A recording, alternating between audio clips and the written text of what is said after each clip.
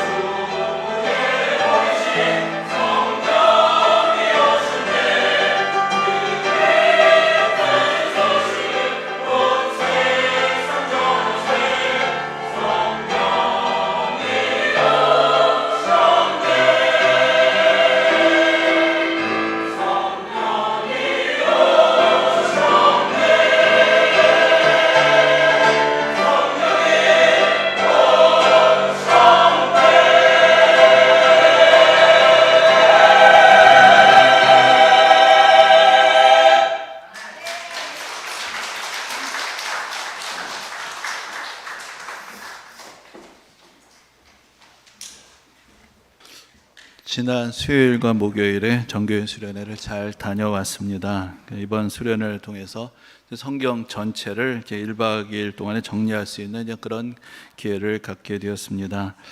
그래서 처음에 이제 1교시에는 성경 개관을 좀 반복해서 학습을 해서 숙지 될 때까지 반복하고 또 반복하고 그런 시간을 가졌고, 또 더해서 이제 성경 전체의 줄거리를 형성한다고 할 수 있는 이제 모세오경, 역사서, 복음서, 또 사도행전에 대해서는 조금 더 깊이 있게 공부하는 시간을 가졌습니다. 특별히 이제 외부 강사로 오신 목사님께서 사도행전과 또 바울 서신을 잘 연결해서 정리해 주시면서 사도 바울의 선교 여행을 우리가 또 집중적으로 좀 조명해 볼 수 있었습니다. 그리고 둘째 날에는 인근에 있는 성서 역사 박물관에 들려서 그것을 견학하면서 거기에 이제 성서 시대의 여러 가지 유물들을 재현해 놓기도 하고 또 실제로 형제에서 수집한 그 유물들을 우리가 볼 수도 있었는데 또 거기서 또 안내를 맡으신 목사님이 너무나 열정적으로 우리가 야단도 많이 맞고 그것도 모르냐고 막 그러면서 성경 좀 제대로 읽으라고.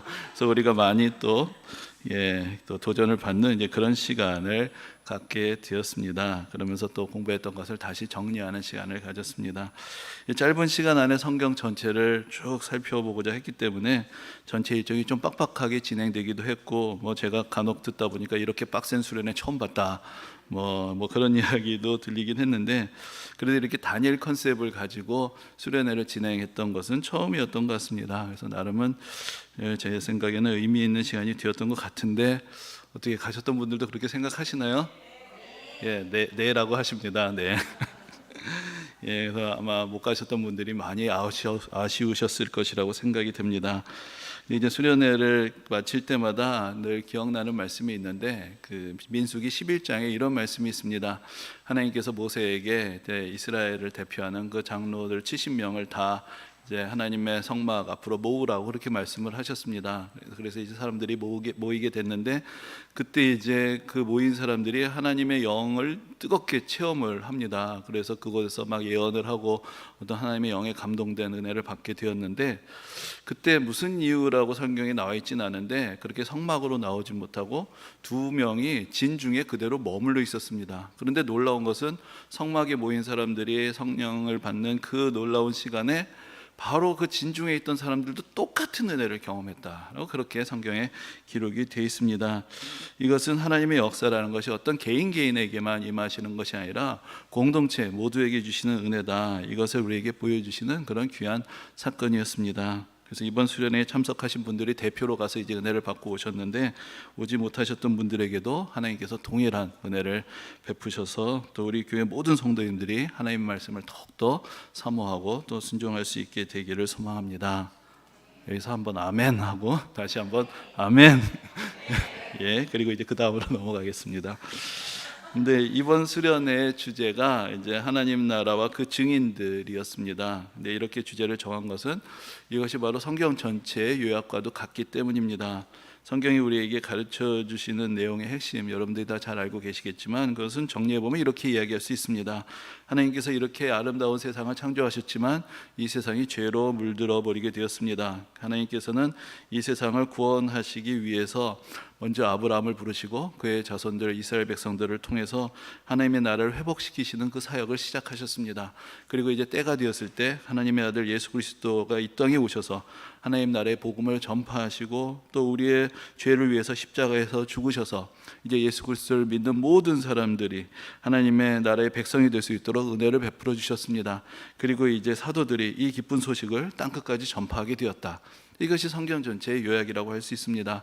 여기에 한 가지를 덧붙여야 되는데, 바로 그 사도들이 전한 복음을 들은 사람들이 그들도 복음의 증인으로서의 삶을 이어가게 되어서 바로 2000년 동안 이 은혜의 사역이 지금까지 계속되어서 오늘날 우리가 이 자리에 있게 되었다. 이것이 이제 성경과 그 이후의 교회의 역사의 요약이 되는 것입니다.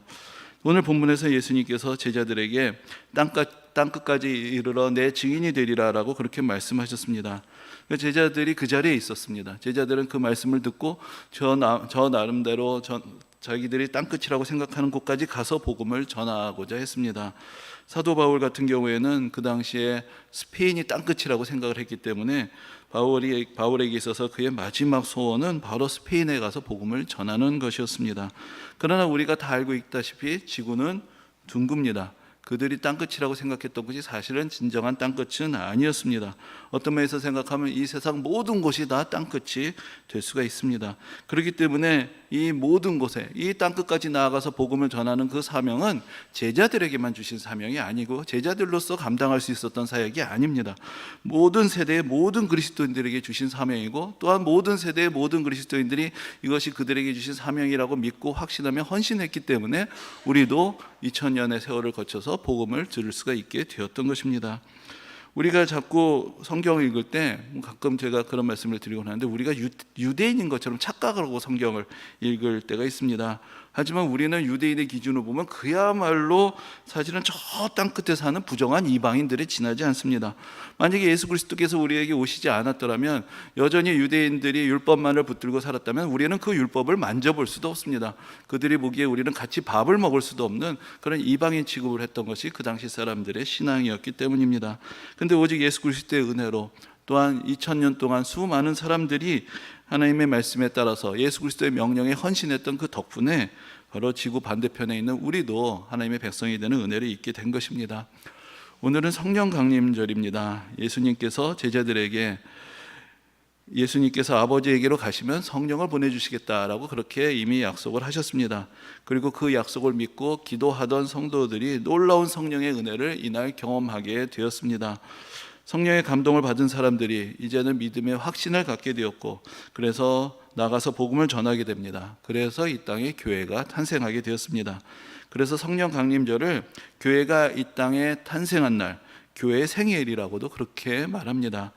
이 성령이 강림하심으로 교회가 탄생했다라는 것은 교회의 본질과 정체성이 무엇인가에 대해서 우리에게 중요한 깨우침을 줍니다. 교회는 예수님의 복음 전파의 명령에 순종한 결과로, 그리고 그 명령을 수행하기 위해서 이 땅의 시작이 되었기 때문입니다. 성령이 강림하신 날이 바로 유대인들의 절기로, 구약 성경에 말하는 절기로는 77절 혹은 오순절이라고 불리는 그런 날이었습니다. 그래서 우리가 성령 강림절을 오순절이라고도 부르는데, 사실 그 말의 기원은 좀 다른 것입니다. 오순절이란 것은 구약 성경에 기원을 한 표현이고, 성령 강림절은 이날 성령이 강림하셨기 때문에 우리가 그렇게 부르는 것인데, 그래서 우리가 그날이 그 오순절에 성령이 강림하셔서 오순절 성령 강림 사건 또는 성령 강림절을 오순절이라고 그렇게 부르게 되었습니다. 근데 이제 오순절이란 것은 순이란 말이 10이라는 의미이기 때문에 50일째 되는 날이라는 뜻을 가지고 있습니다. 그러면은 언제부터 50일째냐? 6월절로부터 세어서 7주간 후에 오는 날, 그래서 77절이라고도 부르고, 그리고 오순절이라고도 부르게 된 것입니다. 그리고 이날이 원래 추수를 기념하는 그런 절기의 의미가 있었기 때문에 맥추절이라고도 부르는 날이 사실은 다 같은 날입니다. 그런데 6월절은 이스라엘 백성들이 애굽에서 벗어난 것을 기념하는 날이죠. 그럼 우리가 가서 또 공부도 다시 했지만은, 애굽에서 벗어난 이스라엘 백성들이 먼저 어디로 갔습니까? 어디로 갔죠? 3일, 4일밖에 안 지났는데 먼저 애굽에서 나와서 시내산으로 갔습니다. 그래서 출애굽하고 오순절, 6월절로부터 50일째 되는 날에 이스라엘 백성들은 시내산에 있었습니다. 그럼 시내산에서 하나님께서 무엇을 하셨느냐? 모세를 부르셔서 십계명을 주시고 여러 가지 율법을 가르쳐 주셨습니다. 그래서 이제 유대계의 전통 속에서 이 오순절이라는 날은 율법을 받은 것을 기념하는 이제 그런 절기였습니다. 그런데 바로 이날 성령이 강림하심으로 이제 율법을 중심으로 한 신앙이 아니라 성령의 은혜 안에서 새로운 자유를 누리는 그런 신앙으로 변화가 된 것, 그것이 바로 오순절 성령 강림 사건의 결과인 것입니다. 근데 성령에 대해서는 성경이 여러 번 우리에게 강조하여 전해주고 있습니다. 구약 성경에도 앞에서 말씀드린 대로 하나님의 영이 임하는 그런 장면들을 여러 번 보여줍니다. 그리고 예수님께서도 내가 아버지께로 가면 성령을 보내주시겠다라고 약속을 하셨고, 또 오늘 본문에서 보는 것처럼 승천하시기 전에 제자들에게 성령이 임하시면 너희가 복음의 증인이 될 것이라고 그렇게 말씀하셨습니다. 그리고 사도행전에 쭉 이어지는 말씀을 보면은 바로 성령이 감동적으로 강림하시는 그런 장면을 보여주고, 또 성령께서 그 이후에 이 사도들의 복음 전파의 현장에서 구체적으로 나타나셔서 그들을 인도하시는 그런 모습을 보여줍니다. 그리고 서신서로 가면 사도 바울은 로마서에서 성령이 아니시고는 누구도 예수 그리스도를 주라고 고백할 수 없다라고 그렇게 가르치고, 성령이 우리의 연약함을 도우시면서 말할 수 없는 탄식으로 우리를 위해서 친히 간구하신다라고 그렇게 가르쳐 줍니다. 그리고 고린도전서를 보면은 우리 모두가 성령의 은사를 사모해야 한다, 또 그렇게 권면합니다. 에베소서에서는 성령이 우리의 머리가 되시는 예수 그리스도 안에서 온 교회를 하나 되게 하신다라고 가르쳐 주고 있습니다. 한마디로 말하자면은 초대교회는 바로 성령의 공동체였던 것입니다. 성령이 어떤 일을 하시는지에 대해서 성경이 여러 가지로 우리에게 보여주고는 있지만, 그래도 우리가 믿음의 생활을 할 때 하나님 예수님에 비해서 성령은 어떤 분인가, 성령께서 어떤 일을 하시는지 사실을 잘 와닿지 않는 때가 있습니다. 그것은 우리가 뭔가 신앙에 문제가 있어서 그런 것이 아니라, 사실 원래 성령의 역사 자체가 예수님께서도 그렇게 말씀하셨는데 바람과 같다, 어디서 와서 어디로 가는지 모른다, 그렇게 역사하시는 그런 역사가 또 성령 안에서 일어나기 때문에 또 그렇게 느껴지는 것입니다. 또 저는 성령에 대해서 생각할 때 종종 이 성령의 역사라는 것이 예전에 어떤 영화의 제목이었는데, 은밀하게, 위대하게 이렇게 표현해 보면 좋지 않을까라는 그런 생각을 해보곤 합니다. 여러분들이 느끼든지 느끼지 못하시든지 간에 성령은 우리가 예수 그리스도를 믿고 예수 그리스도를 증거하는 그 모든 현장에 함께 계시면서 우리를 인도해 주시는 것입니다. 성령이 어떤 일을 하시는지 우리가 그것을 좀 더 구체적으로 알기를 원한다면은 바로 사도행전에서 성령이 임하셨을 때 어떤 일이 벌어졌는지 그것을 보면은 우리가 좀 더 구체적으로 알 수가 있습니다. 예수님의 제자들은 부활하신 예수님을 이미 만났습니다. 그리고 앞에서 보신 것처럼 예수님께서 승천하시던 그 자리에도 있었습니다. 그렇게 놀라운 은혜와 이적을 경험했지만, 그러나 그들은 예수님이 승천하신 후에 그들끼리만 모여 있었습니다. 그런데 약속하신 성령이 강림하시게 되었을 때 그제서야 그들은 담대하게 밖에 나가서 복음을 전하게 됩니다. 그런데 우리가 성령 하면 어떤 신비한 체험처럼 생각할 수도 있지만, 이 사람들이 성령의 충만함을 받았을 때 정말로 성경의 표현대로 불의 혀와 같이 성령이 임하는 것을 뜨겁게 경험을 했을 때 밖에 나가서 나는 성령의 아주 신기한 체험을 했다, 이런 이야기를 하고 다니지 않았습니다. 그들이 전했던 것은 오직 예수 그리스도였습니다.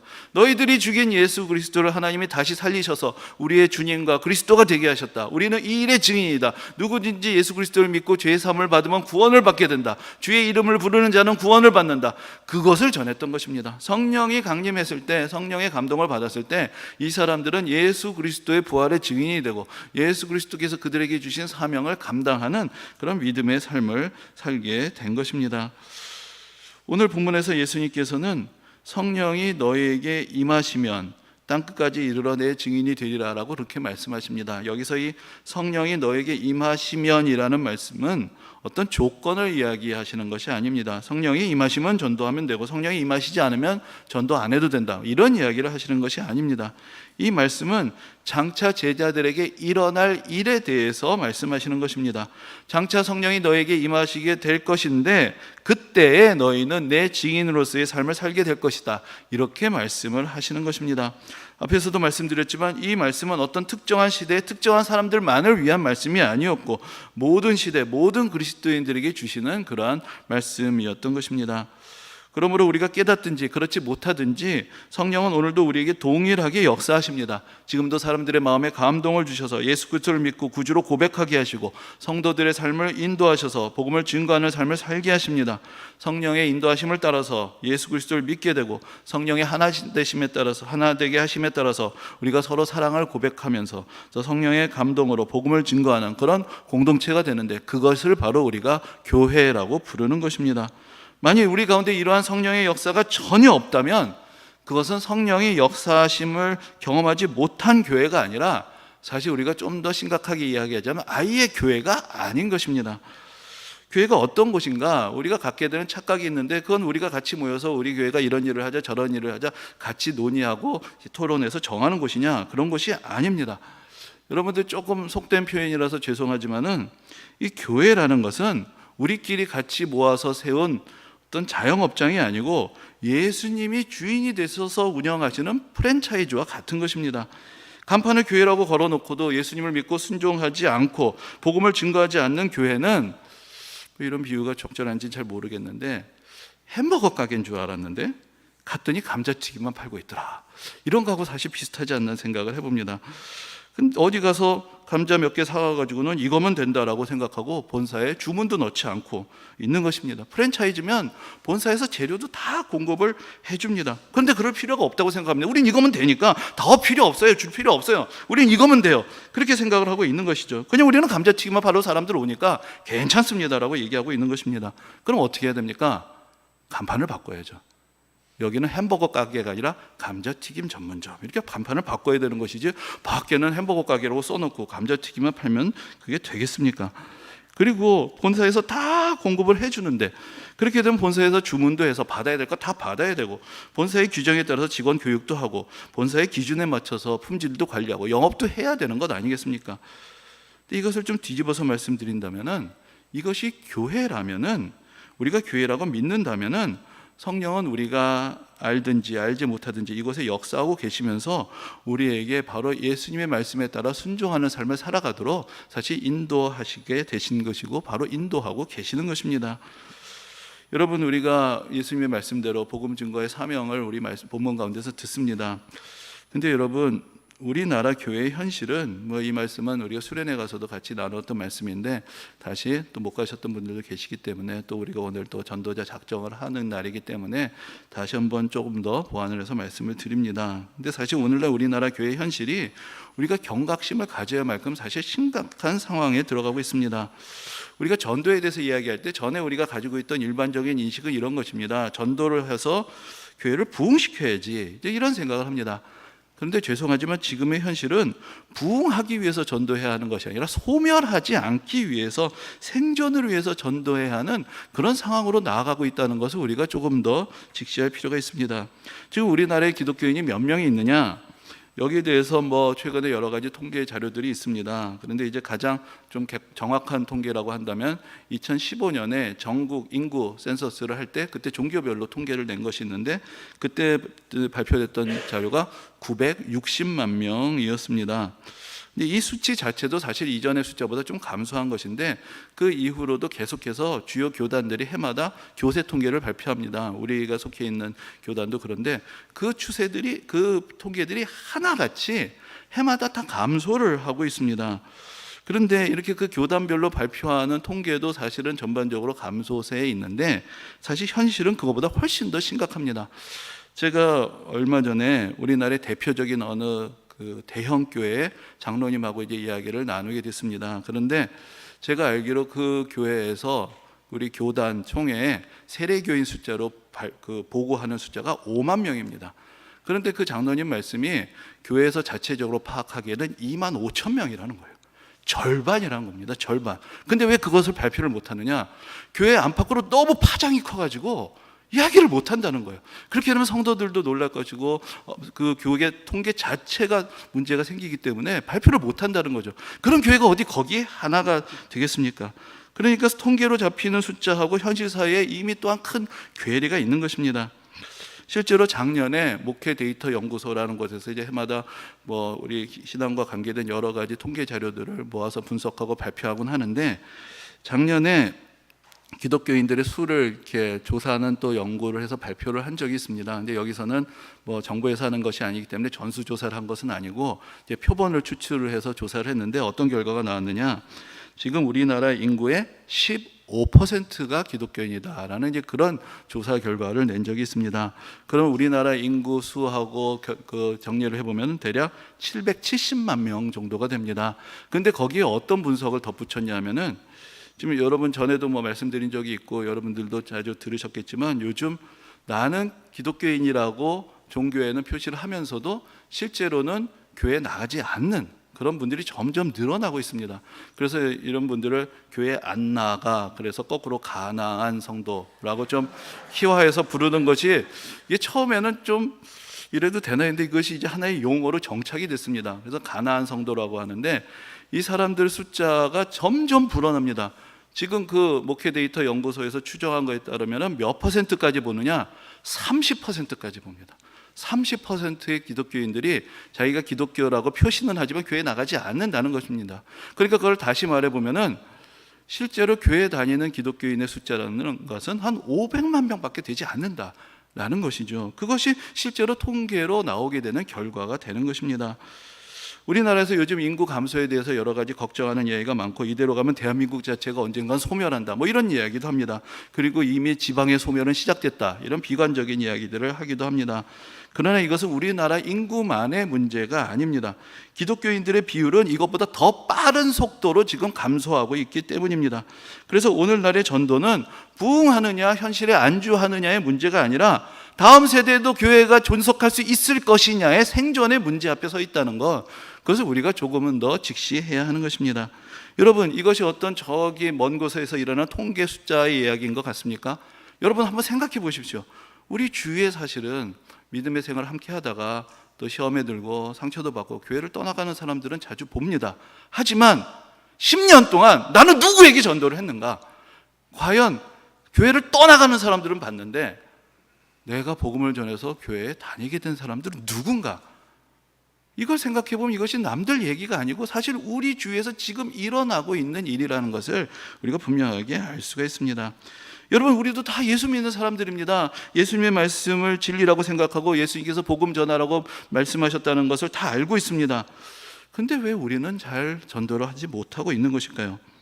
저는 거기에 두 가지 원인이 있다라고 생각을 해봅니다. 첫째는 우리들 스스로가 그리스도인으로서의 정체성과 자부심이 부족하기 때문입니다. 그래서 전도가 부담스러운 것입니다. 여러분, 내가 써보고 좋은 게 있으면 누가 강요하지 않아도 자기가 알아서 이거 써보라고 막 전하게 되어 있습니다. 내가 교회 다니면서 받은 은혜가 크고 성경에서 우리에게 주시는 소망과 기쁨을 가지고 살아간다면 전도라는 것이 그렇게 어려울 것이 없습니다. 예수님께서 성령이 임하시면이라고 말씀하신 이유도 성령이 임하셔서 우리가 믿음의 확신을 갖게 되고 우리에게 주신 하나님 나라의 소망을 확신하게 될 때 우리가 복음을 전하게 되기 때문입니다. 근데 그것이 없는 것을 강요하는 것이 아닙니다. 앞에서도 말씀드렸지만 이미 제자들은 예수님이 부활하신 것도 경험했습니다. 예수님이 그들의 눈앞에서 승천하시는 것도 보았습니다. 그러나 복음을 전하지 못했습니다. 그러나 성령이 임하셨을 때 그들이 보았던 모든 것들 가운데 있는 하나님의 은혜를 다시 한번 깨닫고 확신하게 되었습니다. 때 그들은 담대하게 나가서 복음을 전할 수가 있었던 것입니다. 성령은 우리에게 하나님의 말씀을 듣고 믿고 순종하게 하십니다. 성경은 우리에게 무엇을 가르쳐 줍니까? 성경은 우리에게 부활의 소망이 있고 영생의 소망이 있고 하나님 나라의 소망이 있다는 것을 알려줍니다. 우리 인생이 우리의 수고 가운데서 이렇게 힘겹게 살다가 어느 날 허망하게 끝나는 그런 인생이 아니라는 것을 가르쳐줍니다. 성경은 우리가 예수 그리스도를 믿음으로 하나님의 자녀의 축복과 권세를 가지고 살아가게 된다는 것, 우리가 이제 보이는 세계에 굴복해서 살아가는 것이 아니라 보이지 않는 세계를 바라보며 살아가게 된다고 우리에게 가르쳐줍니다. 성경은 우리가 우리 자기 자신만을 위해서 살아가는 이기적인 존재로 만들어진 것이 아니라 예수 그리스도의 사랑 안에서 다른 사람들을 사랑하고 섬기는 아름다운 삶으로 부르심을 받은 존귀한 존재들이라는 것을 우리에게 깨우쳐 주는 것입니다. 성경이 우리에게 가르쳐 주시는 그 말씀을 성령은 우리가 받아들이고 깨닫고 확신할 수 있도록 우리를 인도하여 주십니다. 수련회 갈 때마다 느끼는 것이 있습니다. 제가 어렸을 때도 중고등부, 대학부 수련회 때도 그랬고 지난 우리 교회 수련회 때도 그렇습니다. 성도들이 함께 모여서 은혜를 나누고 간증을 하고 함께 기도하는 그 순간을 보면은 여기 천국이 있구나라는 그런 생각이 절로 들 때가 있습니다. 이번 수련회 가서도 첫날 저녁에 이제 조별로 기도회를 했습니다. 한 분 한 분 놓고 또 같이 위해서 기도해주고, 또 우리가 가기 전날 주에 그 수련회 못 가시는 분들 기도 제목도 다 같이 받았는데, 그래서 여기 안 계신 분들 위해서도 다 같이 기도를 했습니다. 제가 그렇게 성도님들이 기도하시는 그 장면들을 보면서 제 마음속에 정말 깊은 감동과 은혜가 느껴지는 것을 다시 한번 느끼게 되었습니다. 근데 여러분, 좀 아쉽게도 우리가 늘 그렇게 집중하게 되고 늘 그렇게 확신을 갖게 되지 못한다는 그런 안타까움이 있습니다. 또 우리가 일상에서 또 살아가다 보면은 또 때로는 다시 이 은혜가 없는 것이 아닌데, 사실은 보이지 않는 것이 아닌데 우리가 집중하지 못하고 그 은혜 세계를 자꾸 놓치게 되고, 그래서 우리가 믿음에 좀 더 헌신하지 않으면 이 세상의 허망함이 어느새 다시 와서 우리의 마음을 잡아채가는 그런 것을 느끼곤 합니다. 그러므로 우리가 복음을 전하기 위해서는 우리가 어떤 은혜를 받았고 우리 가운데 어떤 하나님의 역사가 있는지 그것을 다시 한번 깨닫고 정말로 우리가 다시 한번 성령의 임재를 사모하고 우리에게 주신 약속과 소망을 더욱더 굳건하게 붙들 수가 있어야 하는 것입니다. 그리고 또한 우리가 복음을 증거하기 어려워하는 또 하나의 이유는 우리가 가지고 있는 이 세상에 대한 착각 때문입니다. 예수 안 믿고 든 사람들이 멀쩡하게 잘 사는 것처럼 보이니까 교회 가자고 얘기하기가 좀 꺼려지고 말 붙이기가 힘들어지는 것입니다. 근데 여러분들 스스로 한번 생각해 보시기 바랍니다. 남들에게 멀쩡한 척하고 산다고 해서 정말로 멀쩡한 것입니까? 사실 그렇지 않습니다. 속으로는 썩어 문드러지고 있고 고민과 근심에 치여서 살아가면서도 그 알량한 자존심 때문에 말도 못하고 표현도 못하고 괜찮은 척, 아무렇지도 않은 척하고 살아갈 때가 사실 얼마나 많습니까? 여러분, 앞에서 우리나라도 땅끝이 될 수 있다라고 그렇게 말씀을 드렸는데, 실제로 지금 우리나라 사람들은 그 어느 때보다도 복음을 들어야 하고 구원을 받아야 하는 그런 상황 속에서 살아가고 있습니다. 얼마 전에 외국의 어느 유명한 작가이며 유튜버가 한국에 와서 영상을 찍으면서 한국 사람들에 대해서 뭐라고 말했냐면은 세상에서 가장 우울하게 사는 사람들이라고 그렇게 표현을 했습니다. 그래서 그것이 논란도 되고 반박하는 이야기도 나오고 했습니다. 그런데 그 사람이 하는 말은 이런 것입니다. 지금 한국 사회는 어떠하냐? 유교적인 전통과 자본주의 사회에 안 좋은 것들만 결합해서 살아가고 있다는 것입니다. 유교적인 전통에도 좋은 점이 많이 있습니다. 특별히 유교적인 공동체라는 것이 그 가족같이 서로 간에 보듬어두고 서로 이해하고 서로 이제 서로 챙겨주는 그런 아름다운 공동체 문화가 있는데, 그런 공동체의 문화는 점점 사라져버리고 있다는 것이죠. 그럼 뭐만 남았느냐? 수치심, 체면의 문화만 남았다는 것입니다. 그래가지고는 결국은 남의 눈을 과도하게 의식하면서 시달리며 살아가고 있는 것이 지금 한국 사람들이다. 남이라는 존재가 나와 더불어 살아가면서 서로 삶을 안정화시켜준 존재가 아니라 남의 눈 때문에 자기 자신도 괴롭히면서 살아가는 그런 사람들이 되었다라는 것입니다. 그리고 자본주의에도 좋은 장점들이 많이 있습니다. 개인의 자유와 창의력을 마음껏 발휘할 수 있는 그런 사회라는 것입니다. 근데 그런 장점은 오히려 그러한 사회적인 시선 때문에 자꾸만 억눌리고 제약을 받고 뭐만 남았느냐? 물질 만능주의만 남았다는 것입니다. 부에 대한 집착만 남고 겉으로 보기에 화려한 삶을 추구해야 된다는 그런 강박만이 남았다는 것입니다. 그래서 유교 전통과 자본주의의 안 좋은 것들만 결합해서 살고 있는 사람들이 지금 한국 사람들이고, 그래서 가장 우울하게 사는 사람들이다, 이렇게 분석을 했습니다.